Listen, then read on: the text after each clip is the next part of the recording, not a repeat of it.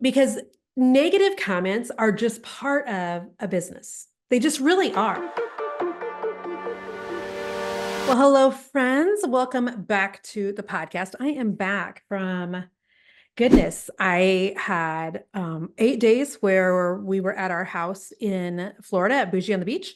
So was out of the office and then probably came home and the very next day got a wicked sinus infection. Bless. So many people sick right now. Are you finding that in your own family and neighbors and friends and all the things? Lots of people with some weird sicknesses, and there is nothing worse than being sick when it is so nice outside, especially because I was telling my dad last night, Kansas City has like a few small windows of time where it is warm, but not too warm, and it is warm, but not too humid. And it's like I was sick during one of those small windows. So I was all sorts of irritated about it. But I am definitely on the upswing. But that took me out for a whole week too. So it's been like 2.5 weeks since I have recorded a podcast, and I'm delighted to be able to share a bunch of words with you today. So, the topic of my podcast episode today is how to handle negative comments on social media. And I was asked this by one of the women that's in my mastermind recently. She said, well, she had seen, I had brought up a comment that I got on our YouTube channel. Some of you are listening to this podcast on a podcast app right now. Some of you are watching me speak the podcast on YouTube. Hi. Hi. You know what's weird? Like, let me tell you what's weird.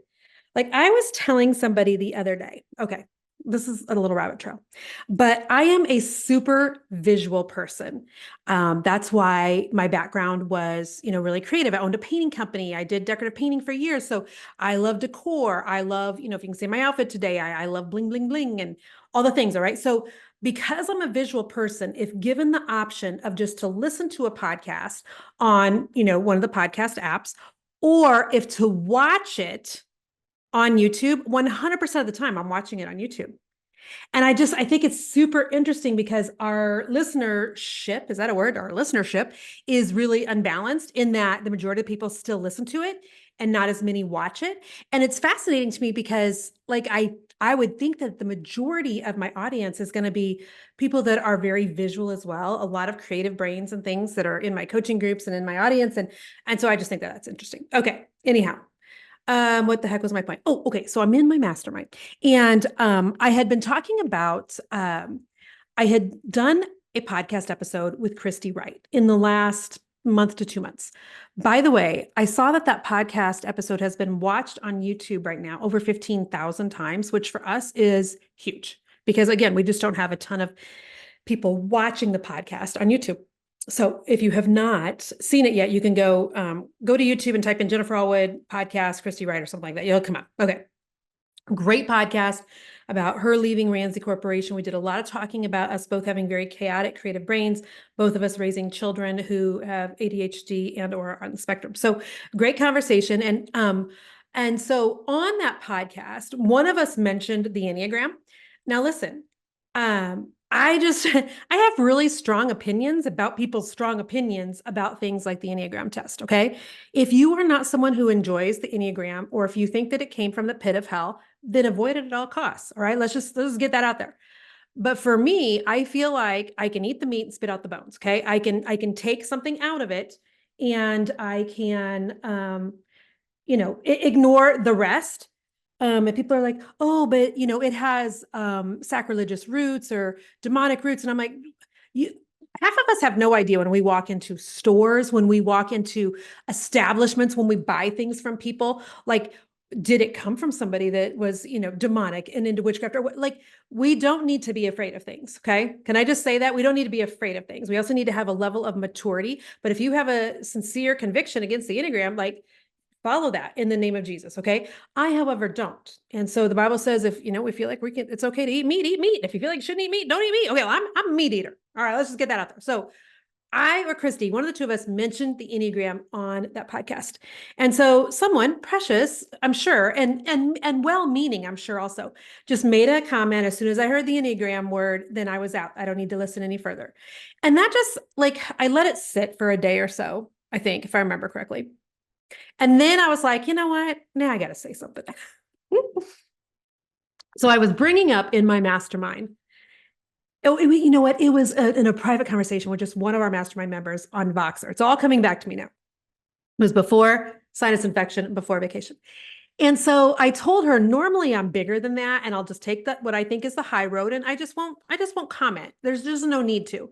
And so but that particular time I did.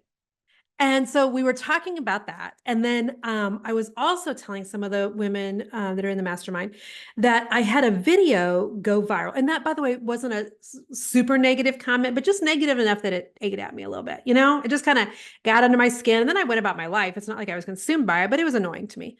Then I had a viral video on my Bougie on the Beach Instagram channel for our home in Florida. Okay. So Jason and I have our one rental in Florida. We have one rental in Arizona. Bougie on the beach, bougie in the desert. Okay. So on Bougie on the Beach, which is Boujee, we spelled it with a J instead of a G because it's Jennifer and Jason. You can actually spell the word either way.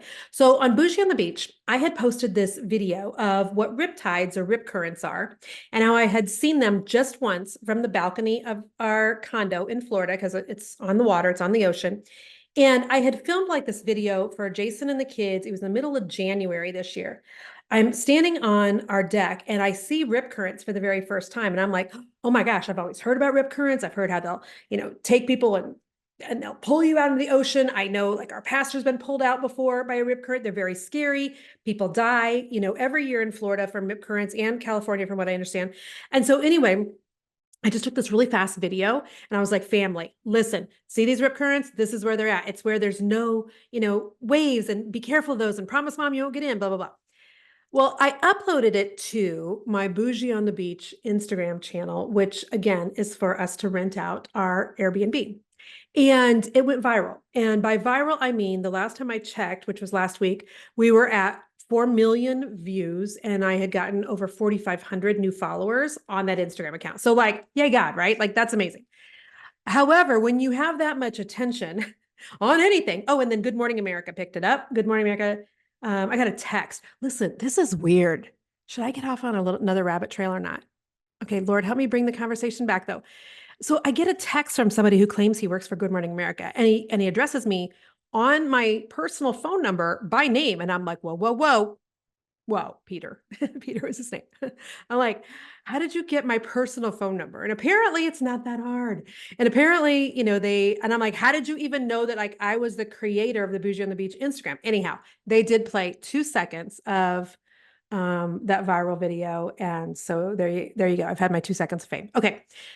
When you have a video that goes viral, you will inevitably, you could be doing a video about baby bunnies and there will be people who hate baby bunnies. It's just the way that it is. So there were some comments on there that were calling me a Karen and that, gosh, how horrible that your kids have to be brought up with such a nervous Nelly for a mom. Somebody said my voice was like the sound of nails down a chalkboard. I'm like, oh, okay. As I go peep on their Instagram and their profile picture is a cat. No, I'm kidding. Okay. There's people that were saying like, she doesn't even say anything in this whole video. She's not even describing it. So there was a lot of negative comments. All right. So the reason I'm doing this podcast today is because inevitably then my clients will say, Jen, how do you handle negative comments? All right. So let's get into this real quick. First of all, I want to make sure you understand that there's a huge difference between a negative comment and a troll. All right. Because it's because I handle them very differently. All right. So, if somebody just has a different viewpoint than you, if they have a different opinion, their point of view is different. If it's constructive criticism, like that's not a troll. That's just maybe a negative comment. Okay. If they're trying to be honest or trying to get you to see something from a different way, if they can back up their argument, if their intention is not to like bring you harm or hurt your feelings, like those are just negative comments. Okay. Now a troll is completely different. A troll is because people will say, you've got a troll on your post. And I'll go look and I'm like, no, that's just somebody who hates my hair. I mean, that's not a troll. A troll can be almost like borderline harassment. When you get trolled, it's like a personal attack sometimes. The intention is for them to really get an emotional rise out of you. And the only time that I can tell you that I've literally been trolled was a couple of years ago. It was on the night of I've still got sinusy stuff going on here. Sorry. The night of the Super Bowl, words are hard, hashtag menopause. Actually, hashtag I'm over menopause. I am so postmenopausal. Anyway, words are still hard. So I was watching the halftime at the Super Bowl as a, Christian woman who has kids in the room, who understands, that I could take my kids out of the room. And yet even just, I just didn't want to see all the boobs and butt that I did. Can I just say that? Is that okay? Like, I don't want to have to leave the room. Why do I got to leave the room? Why can't they just do a different halftime show? Like put on some clothes. Why, get off a pole. I mean, anyhow, so I posted this on Facebook and on Instagram and I got trolled. And so, and by that, I mean, there was lots of people disagreeing with me, an equal amount, by the way, of agreeing. But then all of a sudden it was like groups of people coming at me. And so I ended up taking that post down. So that's like trolling. Okay. But what I want to talk about today is like the negative comments. What do you do, Jen, with negative comments? Okay.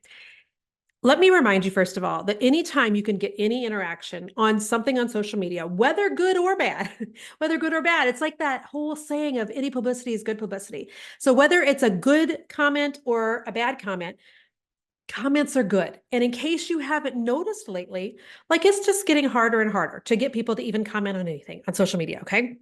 So for the most part, I will leave negative comments unless I have a couple of caveats. Well, really just two. Okay. I have two reasons, two times that I will take down a negative comment. One, they're completely vulgar. Meaning I don't love bad language. I just don't like, there's just other words. And it's small thinking. So if you're just going to come on my page and curse, like be gone. Ban and delete. Okay. So that's number one.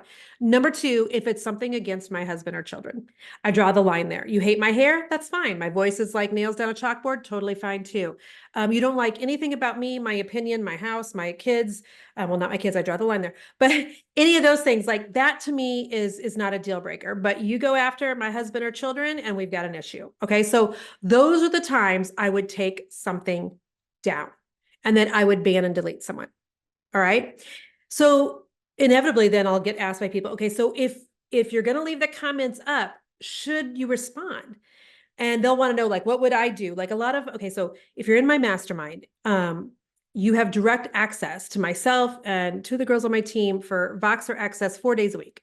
And so, you can ask me questions at any sort of time. So inevitably people will say, what should I do? I'm getting bad comments on this. I'm getting bad comments on that. And they want to know how they should respond to things. Well, here's how I respond. Okay. Because I don't know what you should do. I think sometimes not responding to a comment is a more powerful position. It puts you in a position of power. Just like if you get a nasty DM from someone, you literally don't have to respond to it, first of all, and you can leave it unread if you want. I think that's a more powerful position because sometimes when they're rolling into your DMs, the intention is it's not trolling, but the intention is to upset you, get a rise out of you, correct you, rebuke you, whatever. And sometimes I think just like not even showing that you've seen it can be a more powerful position. Okay. And so, which reminds me, if you guys did not listen to that 2-part series that Jason and I just did about nervous systems, I don't remember if it was on part 1 or part 2. No, I think it was maybe part 2, the one with Jason, where I talk about, like, I learned from a very, very early age that if you are in a disagreement with someone, the person who can most keep their peace, I think has the most power. I do. So when Jason and I go at it, and in case you're wondering, we go at it a lot. We're two passionate people. And when I have people tell me, they never fight in their marriage, I'm like, what's that like? Because we won't get through Sunday. Somebody messaged me once and she's like, that sounds exhausting. I'm like, no, it actually, I mean, because we have passion in all areas of our marriage. And it works for us because keeping things bottled up does not. And by the way, you can have an argument without screaming. You can have an argument without chaos and really toxic behavior. So when Jason and I are having, though, a passionate disagreement, we will call it, he goes high and I always go low in terms of volume, in terms of controlling voice, all those things. And he will tell you, and he does in that podcast, it irritates him so bad because he keeps trying to elevate me and I refuse. And so sometimes that is like the more powerful position. Just don't respond. Okay. Now, sometimes somebody will leave a comment and actually responding, I think helps to bring some clarity. I did an Instagram story yesterday. Jason and I were driving somewhere. Well, he was driving, I was riding, and he's an aggressive person. Okay. My husband has a very aggressive personality. He's a very much of an alpha male. He does everything with a lot of passion. Okay. Which means his driving is passionate as well. I, on the other hand, because I'm really even keeled, my driving is, a slow and steady wins the race. So he's driving. Somebody on the road irritated him. I don't even know who. And I know he gets upset when people don't get over when they're supposed to get over, when they're driving slow in the fast lane, things like that irritate him. And so I was posting on my Instagram stories that, he has three things he does when he's annoyed by people's driving. And there's usually, he gives them a look, there's usually a very aggressive acceleration, and then there's usually a pass involved, so I was laughing. And then when we got home, Jason backed the truck into the garage. And normally he lets me get out of the vehicle first, because if he puts the truck in the garage, I can't get out because it's a very big vehicle. And that stall of the garage is not able to accommodate my door opening and me getting out. So I had to like crawl over the armrest thing in the middle of his truck. And he did it on purpose because we were not arguing. We were laughing about his driving. Okay. I mean, of course I was like, Allwood, kill yourself on your own time. Drive slow, please. Your wife's in the car. So we're bantering as husbands and wives do. But when we get home, he pulls in, I'm still in the car. So I literally did an Instagram story about it. And some lady DM'd me and she's like, that was really mean of him. And so I responded to her because I wanted to bring clarity. And I was like, okay, he was totally joking though, right? And then she's like, oh yes, I totally knew that. And I'm like, okay. So sometimes a response brings clarity and understanding. And in those cases, like absolutely do. If you responding will put you in the right mindset or them in the right mindset or really help to educate or bring clarity, then go ahead and leave a response, right?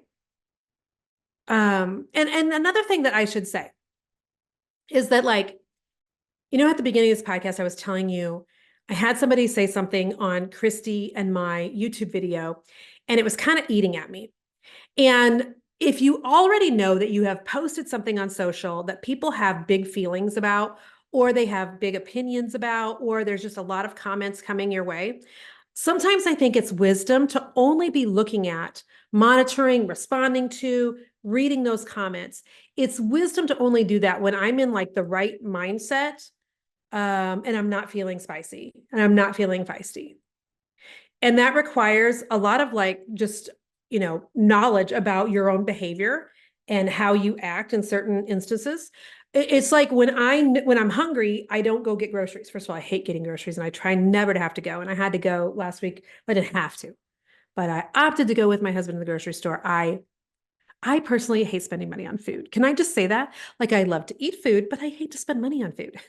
And so, and I stick to the list. My husband, he thinks the list is suggestion. He'll get what's on the list, but he'll get three times, he'll get twice as much stuff that's not on the list. And that just drives me bonkers. So it's just best that he loves the grocery store. I hate it. He goes, I don't. And I especially though would not go to the grocery store if I was hungry. I know myself. Then I'm going to be getting, you know, Hershey's Kisses and raw chocolate chip cookie dough. And it's just better for me not to go. So know yourself. If you're not in the right frame of mind, don't look at your comments. Because the last thing you want to do is comment back or be snarky or ban delete someone and then regret that at some point. Okay. And I did, there was years ago, I can remember being snarky to someone on the comments and the Lord convicting me about it. A couple of days later, me going and finding that particular woman on social media, the Lord telling me, leave her a voice message, to which I did, to which her and I went back several times. And it was like so redemptive because she was like, I can't believe, first of all, you would take the time to find me, that you cared enough to like straighten that out. And, it kind of restored, she said, like some of her faith in humanity. So, if you mess up, of course, there is that opportunity, but I would just rather not mess up. So I have to wait until I'm in the right mindset. Okay. Another thing I want to tell you is if you know that you have a post that's getting some, attention, have somebody that works with you, have somebody on your team monitor the comments for you, let you know if things are getting out of hand, let you know if things are going in the wrong direction. Like just ask your team to do that, because I think that it's important as our businesses grow that we have like some sort of insulation almost. That would be a really great podcast episode. because there's several ways I insulate myself in my business. It's not that I'm like la la la la la, and it's not that things are beneath me. It's that in order to feel like a baddie, which is what my kids would say, there are things that I have to do to protect my state of mind. And so if I can see, I'm writing myself a note. If you guys want me to do like a podcast on insulation, how I insulate myself in business, would you comment below and or DM me on Instagram? Comment below if we're on YouTube, okay? Insulate myself in business. If I don't write it down right now, it will be gone from my brain in the next 10 minutes because one of the girls that used to work for me used to say there's only so much room for penguins on this iceberg or something like that. And then eventually they gotta start falling off. Okay, so if you don't have anyone who can help by looking, at your posts. Like you need a VA, you need a virtual assistant. By the way, I own a virtual assistant agency. You can go to bizassistagency.com, bizassistagency.com. But you need someone sometimes to help insulate you against things. Okay. Get some help. We are not meant to like start, grow, and scale businesses all by ourselves because you will get stunted every single day of the week. There has to come a time when you bring other people alongside you. So getting a virtual assistant should be like the first hire. Okay. And I wanted to end this podcast episode with just one other thing, one other thought, because negative comments are just part of a business. They just really are. And to some degree, we have to toughen up. Okay. I'm always telling the ladies that are in my coaching groups, like, you can handle a little bit of heat. You can. I just had somebody who's in my group who she posted something that's decor related, and people had a huge, it's Michelle Weidman, I believe. Let me see if I can find her account real quick and I can tell you where to go find it at. But Michelle had posted something against like lazy boy recliners, the kind that have like the cup holder installed in them. And she was like, these are awful. Okay, so her Instagram is I design inside. I design inside. Okay, so she puts this video up on Instagram about, as a decorator, like these are a huge no-no. They may be comfortable. Your husband may have a favorite one. Your father may still sit in one, but as a designer, they're a big no-no. They're just not pretty. People were coming at her. And her and I talked about it and she was fine with it. And I was like, just let them go. I mean, to some degree, it's just part of growth. And it's part of us being willing to be forward facing in the online space. If I could quote Brene Brown right now, I would, because I love that saying that she has, something like, the people that are going to say negative things, they're not even usually in the arena. Like, at least you have the guts to get in the arena. At least Michelle had the guts to put up a post, right? The people yakking, they don't even have the guts to post about things. And other than if they're in like their own little echo chamber where they know everybody is going to personally agree with them on their personal profile or whatever. I mean, I just want to applaud those of you who are just doing the daily slog of posting on social media. It's a grind. It is a grind. And, at this point, I was telling my husband the other day, like, I don't know how to get out from the grind. I've been on social media every day that I've had a business for the last 15 years. 15 years, you guys. Yes, sometimes I will schedule things a week in advance, because I know I'm going to be on vacation with family or whatever, but it is a grind to put as much stuff as I have, as much content, 365 days a year for 15 years. And there are some of you right now, maybe you've only been doing it 2 years or 10 years or 5 years. I just want to applaud you because it does take guts. And so first of all, high five to you. Okay.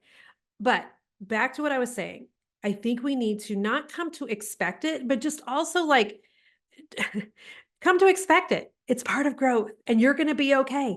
And I'm going to be okay. And both of us are willing to take just a little bit of heat on social media. It is okay if people have difference of opinions about us. It is okay if my voice is literally atrocious to an absolute stranger on my Bougie on the Beach Instagram viral video. Like, that's okay. Who cares? I don't. They just like robbed themselves out of a minute of their day's time when they could have been doing something amazing by taking the time to comment and help the reach on my Instagram video. Okay. So there's that. So on one hand, I think we just got to get to a place where we're like, have tougher skin and just understand that that's what comes with business. But I wanted to read something to you that these are notes that I've had in my phone from a video that I watched from Bill Johnson back on January the 31st. Now I was trying to remember for you guys. was Bill's video that this came from on YouTube from January 31st, or did I just watched on January 31st? I think it was a video he did on January 31st, but here was the notes that I made in my phone. And I'm like, oh man, this is so good. So Bill Johnson is at Bethel Church, for those of you who don't know. And he was writing about growing and having, or he was talking about growing and having larger platforms. But here's what I wrote in my notes. I'm going to read it so I don't get it wrong. The difficulties of growing and having a larger platform results in income tax. The more income, the more tax. And I was like, okay, first of all, that is so good, because as your platform gets bigger, you will have more difficulties and you will have more people with just more opinions. Okay. So let me read this again because there's more. Okay. The difficulties of growing and having a larger platform, which all of us business owners want, it results in income tax. The more income, the more tax. And then he says, we cry out for breakthrough and for blessings, but there is a tax. And some people cannot have more breakthrough because of their inability to survive the tax. Whoa, you guys, that's so good. The more income, the more tax. We cry for breakthrough. Oh my gosh. One moment, please. Stella? We have a landscaper here. That young lady was ridiculous. Come here. Come here. Come here. Say hi to all the people. Ask for forgiveness. Come on. Up you go. Up you go. That was not a good girl. I know you're trying to protect us, but mommy's recording. Sorry, guys. Okay. I'm going to read this one more time. We cry out for breakthrough and blessings, but there is a tax, and some people cannot have more breakthrough because of their inability to survive the tax. So I hope that that helps in terms of how I handle negative comments, how I think you should handle negative comments. And I think it's personal, and I think it's by person, by post, by comment, whatever. So there is that. And if you are somebody who does need a lot more help on social media, you also kind of wonder if you know as much about social media as what you should or what other people do. I do have a freebie if you guys are interested in that. You can go to jenniferallwood.com/IQ quiz because it's taking your social media IQ. So jenniferallwood.com/IQ quiz. I'm going to go out and talk to the landscaper. I hope this was a blessing to you. If so, share it with someone. Give me a comment below. Much love to you. I'll see you guys next time. Bye-bye.